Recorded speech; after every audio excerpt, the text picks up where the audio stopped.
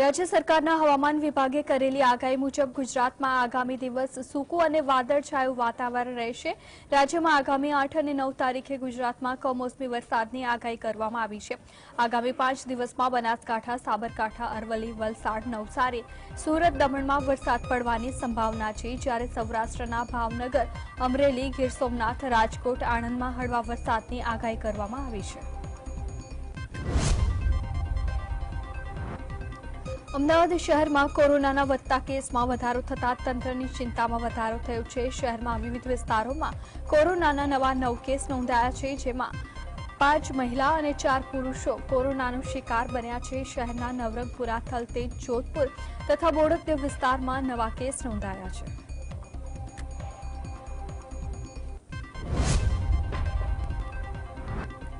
કબૂતરબાજીના આંતરરાષ્ટ્રીય કૌભાંડમાં સંડોવાયેલા કેટલાક એજન્ટો ભલે ભૂગર્ભમાં હોય, પરંતુ એજન્ટોની ગુજરાત અને ગુજરાત બહાર કેટલાક એજન્ટો છે તેની સીઆઈડી ક્રાઇમ તપાસ કરી રહી છે। ગેરકાયદે અમેરિકા જવા માટે પહેલા એજન્ટ રૂપિયા વાપરે છે અને જે એજન્ટ આર્થિક રીતે સક્ષમ ન હોય તેઓ બીજા રોકાણકારો પાસેથી રૂપિયા મેળવતા હતા। 15 એજન્ટોમાંથી ગુજરાત અને ગુજરાત બહારના કેટલા એજન્ટો છે તેની તપાસ ચાલી રહી છે।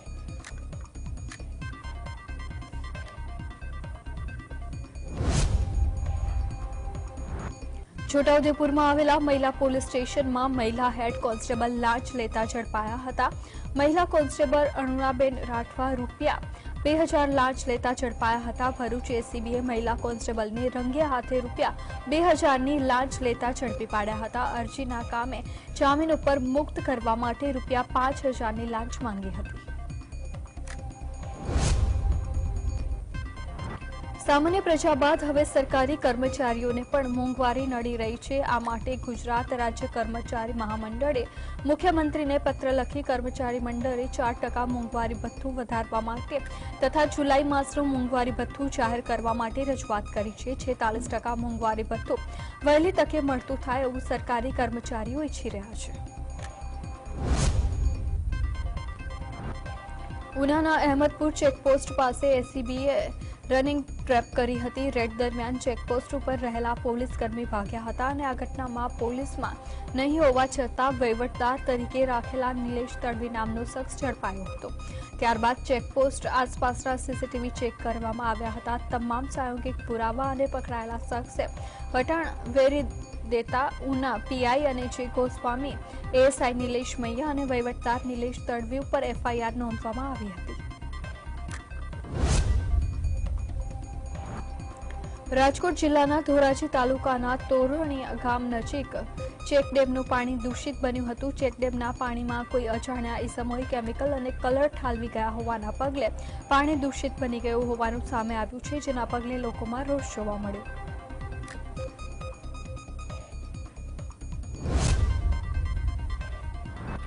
સુરેન્દ્રનગર જિલ્લાના થાનમુડી પંથકમાં ગેરકાયદેસર 488 જેટલી ખાણો પૂરવામાં આવી હોવાનો તંત્રએ રિપોર્ટ રજૂ કર્યો હતો। પ્રથમ તબક્કામાં રૂપિયા 86 લાખના ખર્ચે 488 જેટલી કાર્બોસેલની ખાણો પૂરવામાં આવી હતી। સાથે જ 700 કાર્બોસેલની ગેરકાયદેસર ખાણો પૂરવાની બાકી હોવાનો પણ રિપોર્ટમાં ઉલ્લેખ કરવામાં આવ્યો હતો। 18 જેટલા જેસીબી મશીન અને 50થી વધુ ટ્રેક્ટરો સહિતના સાધનોનો ઉપયોગ કરીને ખાણો પૂરવામાં આવી હતી।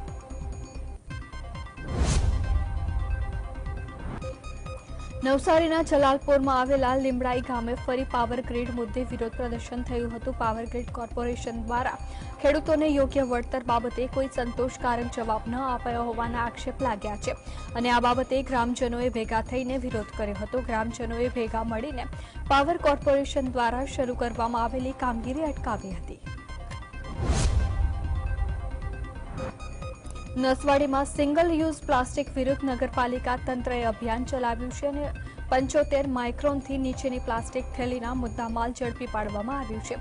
5થી વધુ દુકાનોમાંથી પ્રતિબંધિત પ્લાસ્ટિકની થેલી મળી આવી હતી, તેમજ 40,000થી વધુનો દંડ પણ કરવામાં આવ્યો હતો। વડોદરાના અતિભરચક એવા 4 દરવાજા વિસ્તારમાં આવેલા અંબા માતાજીના મંદિર વિસ્તારમાં દબાણોના પગલે પૂર્વ નગરસેવક અને દુકાનદારો વચ્ચે વિખવાદ સર્જાયો હતો। જોકે પૂર્વ નગરસેવકની વધતી જતી દખલગીરીના પગલે સ્થિતિ વણસતા સ્થાનિક દુકાનદારો દ્વારા દુકાનો બંધ રાખીને વિરોધ નોંધાવાયો હતો।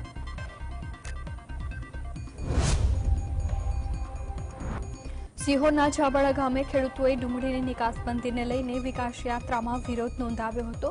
કિસાન ક્રાંતિની આગેવાનીમાં ખેડૂતોએ ડુંગળીના હાર પહેરીને કપાસ લઈને પહોંચ્યા હતા અને વિરોધ પ્રદર્શન કરવામાં આવતા પોલીસ આગેવાનોએ અટકાયત કરી હતી. સુરત મહાનગરપાલિકા દ્વારા વેરાબિલની વસૂલ કરવામાં આવી હતી. વર્ષ દરમિયાન વેરાબિલ ન ભરતા લોકો ઉપર કોર્પોરેશન દ્વારા કાર્યવાહી કરવામાં આવી છે, જે અંતર્ગત પાલિકાના અધિકારીઓ દ્વારા મોટાભાગની મિલકતો સીલ કરવામાં આવી છે. વર્ષ દરમિયાન વરાછા ઝોન દ્વારા 1.82 કરોડની રિકવરી કરવામાં આવી છે. ભાવનગરના માલણકા ગામ પાસેના પુલ નીચે સળિયા દેખાઈ રહ્યા છે. માલણકા ગામનો પુલ વર્ષો જૂનો હોવાથી પુલની ઉપર ફક્ત ડામર ચોપડીને રસ્તો પોલીસ દ્વારા કરી દેવામાં આવ્યો હતો. જર્જરિત પુલ ઉપરથી લોકો જીવના જોખમે પસાર થવા મજબૂર બન્યા છે. પુલ ઉપર મોટા ગાબડા પડી ગયા હોવા છતાં રિપેરિંગ કરવામાં આવતું નથી. અધિકારીઓને માત્ર મલાઈ ખાવામાં રસ હોવાથી સ્થાનિકોએ આરોપ મૂક્યો હતો. હળવદના દરબારગઢ પાસે યુરેનલ દૂર કરવા બાબતે હળવદ કરણી સેના મામલતદારે આવેદનપત્ર પાઠવ્યું હતું. રાજમહેલના મુખ્ય દ્વાર પાસે યુરેનલ હોવાથી દુર્ગંધ ગંદકી ફેલાઈ રહી છે. ક્ષત્રિય સમાજના શક્તિ માતાજીના મંદિરે જવાનું મુખ્ય રસ્તા ઉપર ગંદકીનું સામ્રાજ્ય ફેલાયેલું છે. 10 દિવસમાં સમસ્યાનું નિરાકરણ નહીં આવે તો ગાંધી ચિંધ્યા માર્ગે આંદોલન કરવાની કરણી સેનાએ ચીમકી આપી હતી. વડોદરાના ભાયલીમાં મિસ્ત્રી વિસ્તારમાં રહેતા દંપતીને ઘી વેચવાના બહાને નકલી સોનાના સિક્કા પધરાવીને ₹5.60 લાખની ઠગાઈ કરવામાં આવી હતી. ઠગાઈ મહિલા ટોળકી સીસીટીવીમાં કેદ થઈ હતી અને ઠગ મહિલાઓએ બજારમાં ₹800ના ભાવે 1 કિલો મળતું ઘી ₹500માં વેચી હતી. આ બાબત અંગે તાલુકા પોલીસ મથકમાં ઠગ મહિલાઓ સામે ફરિયાદ નોંધાઈ છે.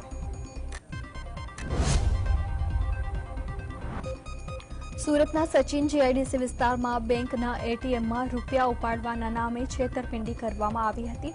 એટીએમ કાર્ડ બદલી ફરિયાદીના ખાતામાંથી રૂપિયા ઉપાડી લેવામાં આવ્યા હતા. એટીએમ રૂમમાં 2 શખ્સો દ્વારા ખેલ કરવામાં આવ્યો હતો. આખી ઘટના એટીએમના સીસીટીવી કેમેરામાં કેદ થઈ છે. વલસાડની નેશનલ સ્કૂલમાં 7 વિદ્યાર્થીઓને વાઇસ પ્રિન્સિપાલ દ્વારા મારવામાં આવ્યો હોવાનો આરોપ છે. એક વિદ્યાર્થીનીની તબિયત લથડતા સારવાર માટે ખસેડવામાં આવ્યો હતો. વિદ્યાર્થીના હાથ અને પગમાં ઈજાના નિશાન પણ જોવા મળ્યા હતા. સમગ્ર ઘટનાને લઈને શાળાએ મૌન સેવ્યું હતું. શાળાના સત્તાધીશો દ્વારા મીડિયા સમક્ષ બોલવાનો ઇનકાર કર્યો હતો.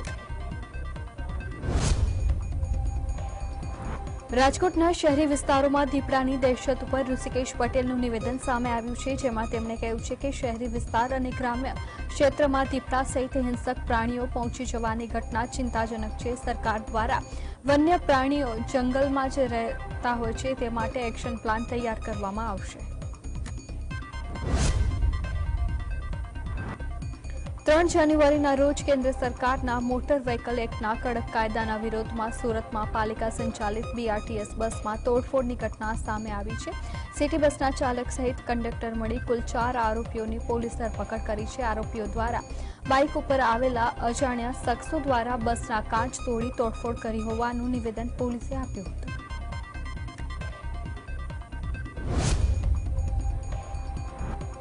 બાબરા નગરપાલિકાના મહિલા સદસ્યના પતિ મૂળશંકર તેરૈયાની નશાયુક્ત સિરપ બાબતે ધરપકડ કરતા સાબરમતી જેલમાં ખસેડવામાં આવ્યો હતો. મૂળશંકર તેરૈયાની પાસા હેઠળ બાબરા પોલીસે અગાઉ ₹65 લાખની કિંમતના નશાયુક્ત સિરપના જથ્થા સાથે ઝડપી પાડ્યો હતો. સુરતના પાંડેસરા વિસ્તારમાં 28 વર્ષીય યુવકનું હાર્ટ એટેકથી મોત થયું છે. સુરતના વડોદ ગામે રહેતા રવિ મોહનને છાતીમાં દુખાવો થયો હતો, જે બાદ તેમને સારવાર અર્થે સિવિલ હોસ્પિટલમાં ખસેડવામાં આવ્યું હતું. સારવાર મળે તે પહેલા જ તબીબે યુવકને મૃત જાહેર કર્યો હતો.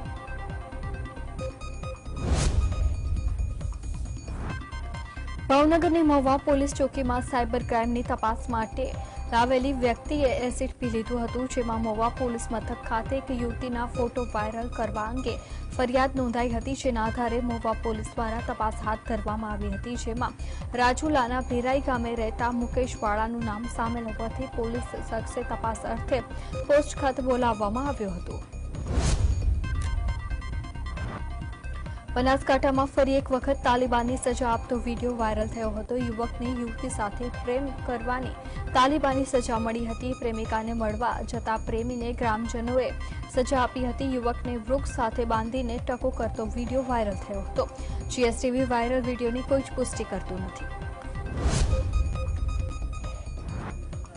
સુરેન્દ્રનગરના લખતરની સરકારી હોસ્પિટલમાં છૂટા હાથની મારામારી થઈ હતી। સરકારી હોસ્પિટલમાં ક્રિકેટ રમતી વખતે પસાર થતા યુવકને ક્રિકેટની ટેનિસ બોલ વાગ્યો હતો અને આ સંદર્ભે રજૂઆત કરવા ગયેલા યુવક ઉપર બેટથી માર મરાયો હતો।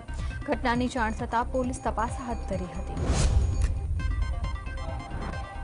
રાજકોટમાં વધુ એક મારામારીનો વિડીયો વાયરલ થયો હતો। રાજકોટના બાલાજી હોલ પાસે જાહેરમાં માનવતા બાકી રૂપિયા બાબતે દુકાનદારે ગ્રાહકને માર માર્યો હતો। ઘટનાના પગલે સમગ્ર વિસ્તારમાં અરેનાટી વ્યાપી છે।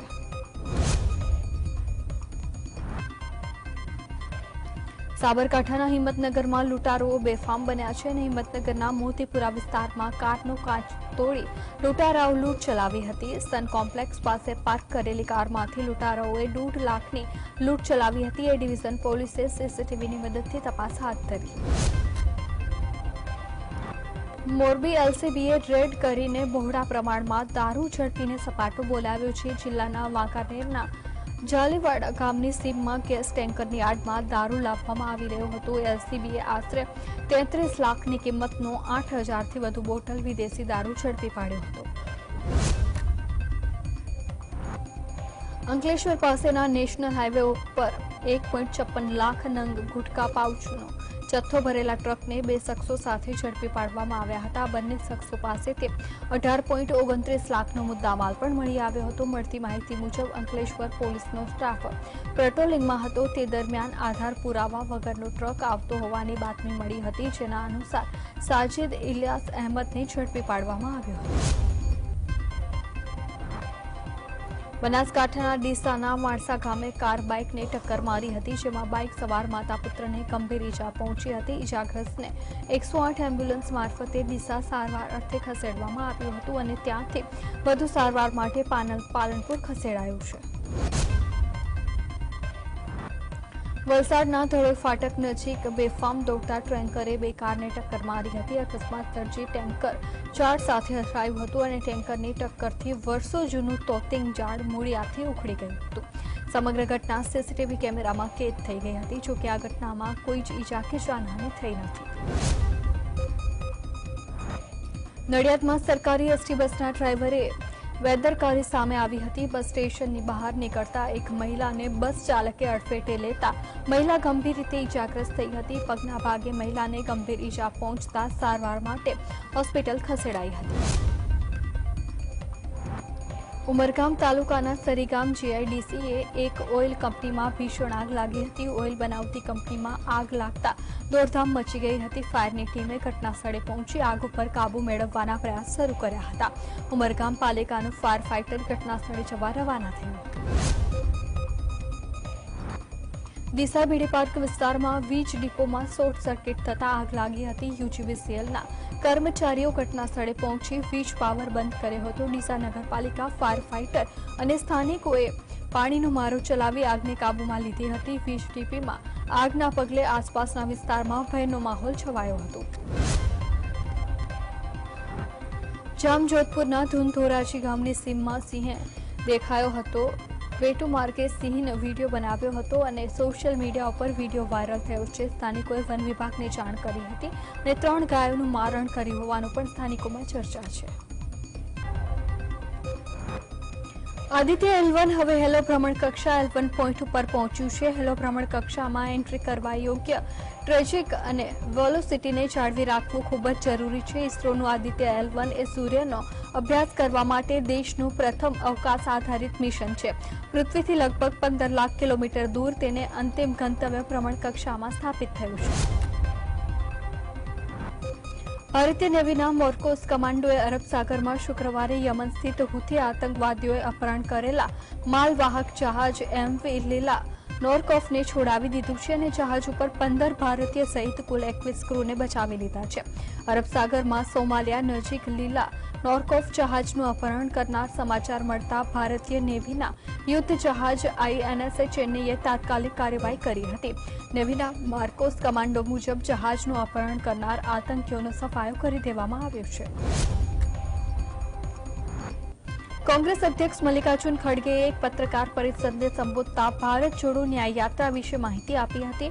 તેમણે કહ્યું છે કે આગામી 14 જાન્યુઆરીથી ભારત જોડો ન્યાય યાત્રાની શરૂઆત થશે. આ યાત્રા મણિપુરથી શરૂ થશે અને 15 રાજ્યોમાંથી પસાર થશે. આ દરમિયાન જ કોંગ્રેસ અધ્યક્ષ ખડગેએ પીએમ મોદી સામે નિશાન તાકતા અત્યાર સુધી મણિપુર ન જવા સામે સવાલ ઉઠાવ્યા હતા. તેમણે કહ્યું છે કે પીએમ મોદી પાસે લક્ષદ્વીપ જવાનો સમય છે, પરંતુ મણિપુર જવાનો સમય નથી. ભોપાલના એક બાલિકા ગૃહમાંથી 26 છોકરીઓ ગુમ થઈ છે. ગુમ થનાર છોકરીઓનો અલગ અલગ રાજ્યોના વતની છે. આ યુવતીઓ ક્યાં છે તેની કોઈને જ માહિતી નથી. પ્રાથમિક તપાસમાં સામે આવ્યું છે કે કન્યાગૃહ ગેરકાયદેસર રીતે ચલાવવામાં આવતું હતું. મધ્યપ્રદેશના પૂર્વ મુખ્યમંત્રી શિવરાજસિંહ ચૌહાણે પણ આ બાબતે ચિંતા વ્યક્ત કરી છે.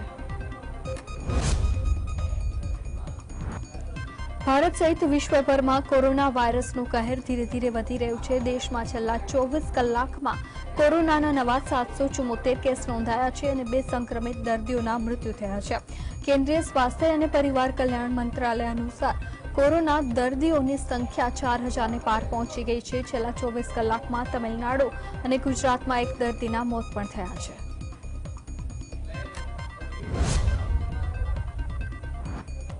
પશ્ચિમ બંગાળમાં તૃણમૂલ કોંગ્રેસના નેતા શેખ શાહના સમર્થકોએ ગઈકાલે ઈડીના અધિકારીઓ પર હુમલો કર્યો હતો અને તેમને વાહનોમાં તોડફોડ કરી હતી. જે બાદ રાજકારણ ગરમાયું હતું. ત્યારે હવે બંગાળ પોલીસે આ બાબતે 3 FIR નોંધી છે અને આ ઘટના બાદ કોંગ્રેસ રાજ્યમાં રાષ્ટ્રપતિ શાસન લાગુ કરવાની માંગ કરે છે. પશ્ચિમ બંગાળમાં ઈડીના અધિકારીઓ પર જીવલેણ હુમલો થયો હતો, જેમાં 3 અધિકારીઓ ગંભીર રીતે ઈજા પહોંચી હતી.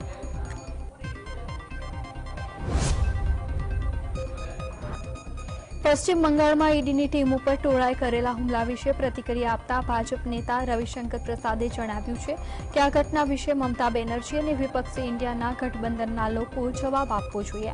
જ્યારે પીએમ મોદી વડાપ્રધાન બન્યા હતા ત્યારે તેમણે ભ્રષ્ટાચાર કરનાર લોકો વિરુદ્ધ કાર્યવાહી કરવાની વાત કરી હતી. પીએમ મોદીના નેતૃત્વમાં કેન્દ્ર સરકાર ભ્રષ્ટાચાર સામે કાર્યવાહી જારી રાખશે.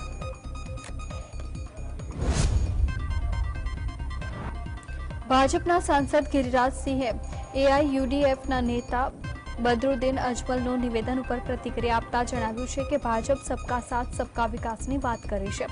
તેમણે કહ્યું છે કે બદરુદ્દીન અજમલ ભલે ભાજપથી નફરત કરે, પરંતુ ભાજપ મુસ્લિમોથી નફરત કરતું નથી. અજમલ અને ઓવેસી જેવા લોકો મુસ્લિમોને ડરાવવાનો પ્રયાસ કરે છે. તેનાથી સમાજમાં ભ્રમ અને નફરત ફેલાય છે.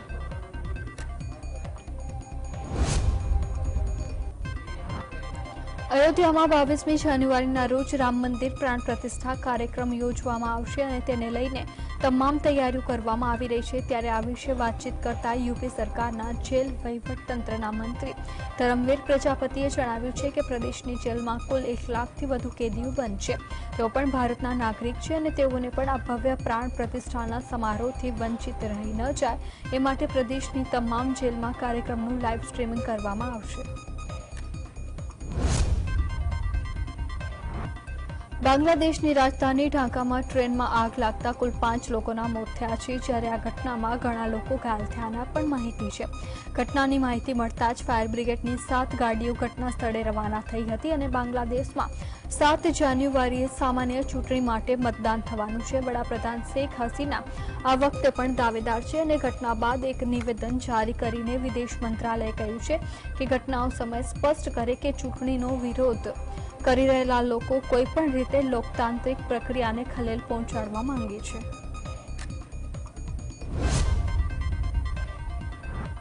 બાંગ્લાદેશમાં 7મી જાન્યુઆરીના રોજ સામાન્ય ચૂંટણી માટે મતદાન થવાનું છે. ત્યારે બાંગ્લાદેશ નેશનલ પાર્ટીના કાર્યકર્તા ચૂંટણીમાં સંભવિત ગેરરીતિ થવાની સંભાવનાના પગલે ચૂંટણી યોગ્ય રીતે કરાવવા માટે ઢાકામાં ભારે વિરોધ પ્રદર્શન કર્યું હતું. આ વિરોધ પ્રદર્શનનું નેતૃત્વ કરનાર સંયોજક જુનૈદ સાકીએ જણાવ્યું છે કે અમે ચૂંટણીમાં ગેરરીતિ કે નિયમોનું ઉલ્લંઘન ઈચ્છતા નથી. તેઓ અમારા મતદાનના અધિકારને છીનવવા માંગે છે.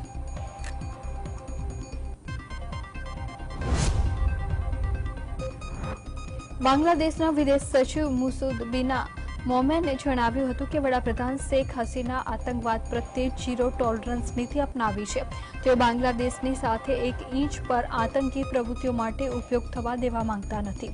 તેઓ પાડોશી દેશ ભારત અને મ્યાનમાર સાથે શાંતિપૂર્ણ સંબંધ ઈચ્છે છે. તેથી અમે આ મુદ્દે સંપૂર્ણ અડગ છીએ.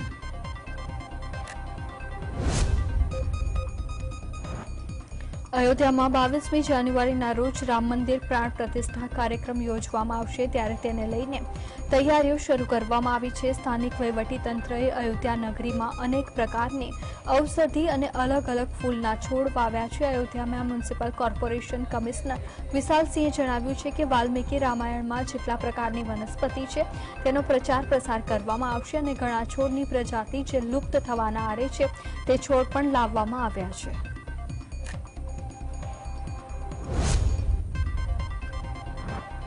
અયોધ્યામાં રામ મંદિરના પ્રાણ પ્રતિષ્ઠા કાર્યક્રમના સંદર્ભે નેપાળના જનકપુરથી શરૂ થયેલી ભાર યાત્રા અયોધ્યા પહોંચી હતી. 130થી વધુ વાહન આ યાત્રામાં સામેલ થયા હતા. કહેવામાં આવી રહ્યું છે કે પુત્રીના ઘરે સાસરિયામાં ભાર લઈને જવામાં આવે છે. આ માટે અમે સોના, ચાંદી, તીર, ધનુષ, કાપડ, પકવાન સહિતની વસ્તુ લઈને આવી પહોંચ્યા છીએ.